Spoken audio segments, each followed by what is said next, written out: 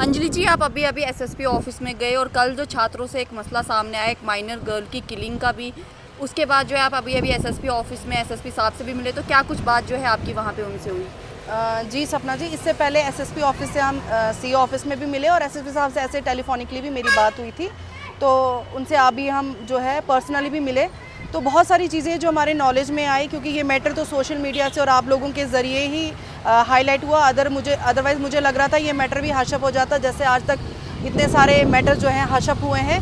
कहीं ना कहीं जैसे एसएसपी साहब ने मुझे बताया कि कहीं ना कहीं जो लोग हैं कंप्लेनेंट्स हैं वो आगे नहीं आते, कंप्लेंट नहीं करते हैं। वैसे पेरेंट्स ने कोई कंप्लेंट नहीं की इसमें, और ये सुओ मोटो इन्होंने कॉग्निजेंस लेके इस चीज़ में इंक्वेस्ट प्रोसीडिंग जो है इनिशिएट की।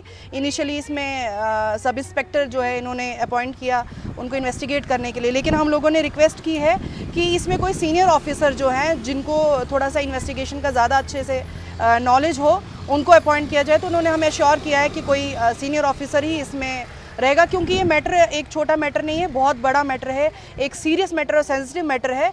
क्योंकि एक बच्चा, जिसके लिए हमारी बहुत सारी कमिटीज़ यहाँ पे फॉर्म होती हैं कि बच्चों को नज़र रखने के लिए कि बच्चों के साथ कुछ गलत ना हो और ये सब वगैरह, लेकिन इतना बड़ा मसला कि कोई बच्ची जो 7 महीना प्रेग्नेंट है, 7 मंथ्स शायद से ऑनगोइंग थी वो प्रेग्नेंट, और उसका एबॉर्शन के लिए उसको कहीं लिया जाता है। वो कौन लोग हैं जो उसके एबॉर्शन में इन्वॉल्व है? वो कौन लोग हैं जो उसके मेडिकल जो उसका अल्ट्रासाउंड वगैरह होता है उसमें इन्वॉल्व है? 6-7 महीने लड़की अगर प्रेग्नेंट रहती है तो बहुत सारी चीज़ें जो माँ बाप को पता होती हैं। तो इतना कितना मेरे को लगता है कोई टेररिज्म का कोई केस तो नहीं था कि कोई गन पॉइंट पे पेरेंट्स होंगे कि वो आगे रिपोर्ट नहीं कर पाए, या कोई ऐसा सोसाइटी का प्रेशर था। हमारे इतने सारे लीडर्स हैं, हमारे यहाँ पे इतने सारे सोशल एक्टिविस्ट हैं, तो ये मसला कोई इतना वो नहीं था कि इसको दबाया जाए। एक बहुत बड़ा मसला था, और अब जब वो बच्ची अपनी जान खो बैठी है तब सब हम लोग जागे हैं। ये मसले अगर पहले उजागर हो, हमारे आसपास के लोग जिनकी नॉलेज में चीज़ें होती हैं, चाहे वो कोई दाई इन्वॉल्व हो या अल्ट्रासाउंड करने वाले कोई इन्वॉल्व हो, ये लोग रिपोर्ट कर सकते थे, पुलिस को रिपोर्ट कर सकते थे। फिर ये चीज़ें जो होती हैं, जैसे वेरी अनफॉर्चुनेट कि उस बच्ची की डेथ हो गई है, तो अब उसको जब उसका मतलब अब वो जीवित नहीं है, अब वो रेस्ट में होनी चाहिए, अब उस चीज़ को भी हम तकलीफ़ दे रहे हैं। तो आप सोचो कि ये लोग कितने इन्वॉल्व हो, और वो टीचर्स जो वहाँ पे स्कूल में टीचर है, हमने सीओ साहब से जब बात की तो पता चला कि 6-7 महीने से, क्योंकि वो अब मैटर को इन्वेस्टिगेट कर रहे हैं, वो भी 6-7 महीने से वो बच्ची स्कूल में नहीं आई है। तो वो जो टीचर्स वहाँ पर हैं वो बच्चे स्कूल क्यों नहीं आ रहे हैं?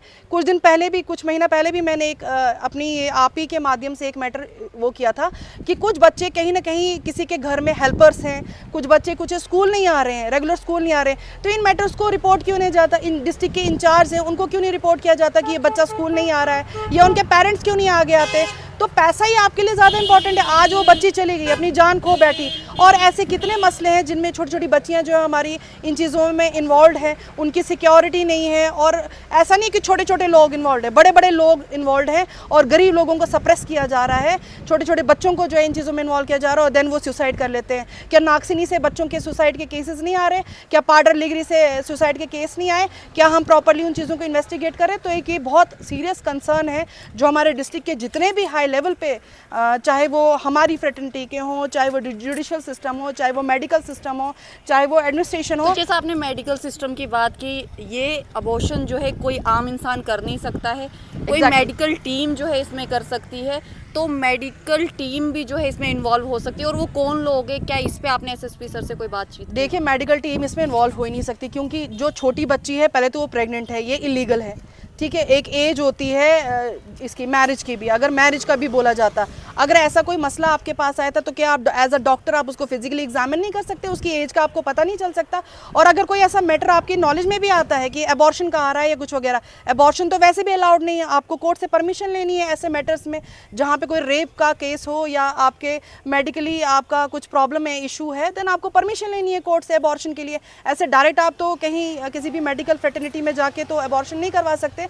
तो एक क्वेश्चन है, और मैं चाहती हूँ इस मैटर को किसी सीनियर ऑफिसर को जो है हैंड ओवर करना चाहिए। जैसे मैंने एसएसपी साहब को भी बोला, उन्होंने श्योर भी किया है कि इसमें कोई सीनियर ऑफिसर ही इन्वेस्टिगेट करेगा इस मैटर को, और जितने लोग इन्वॉल्व हो, चाहे वो डॉक्टर्स इन्वॉल्व हो, चाहे वो कोई दाई इन्वॉल्व हो, या कोई लोकल प्रैक्टिशनर्स हैं वो इसमें इन्वॉल्व हो, या टीचर्स उसमें इन्वॉल्व हो, जितने ये टीचर्स वहाँ पर उस स्कूल के हैं वो सारे सस्पेंड होने चाहिए, क्योंकि उनकी भी प्राइमरी इसमें ड्यूटी बनती थी कि वो इन्फॉर्म करें अपने जितने उनके हायर अथॉरिटीज़ थी उनको इन्फॉर्म करें कि बच्चा 6-7 महीने से नहीं आ रहा है। और चाइल्ड वेलफेयर कमेटी वो भी इस चीज़ में मैटर में जो है वो अपना इंटरेस्ट शो करें ज़रा, क्योंकि ऐसे मसले जिनके लिए कमेटीज़ फॉर्म की गई हैं, ये खाली पब्लिक एक्सचेकर को ख़त्म करने के लिए नहीं कमेटीज़ फॉर्म की गई है, लोगों के वेलफेयर के लिए कमेटीज़ फॉर्म की गई हैं। तो इन चीज़ों में जब भी एक्टिवली पार्टिसिपेट करेंगे तब जाके सोसाइटी में हम कहीं बोलते हैं कि ऐसे मैटर्स नहीं आएंगे।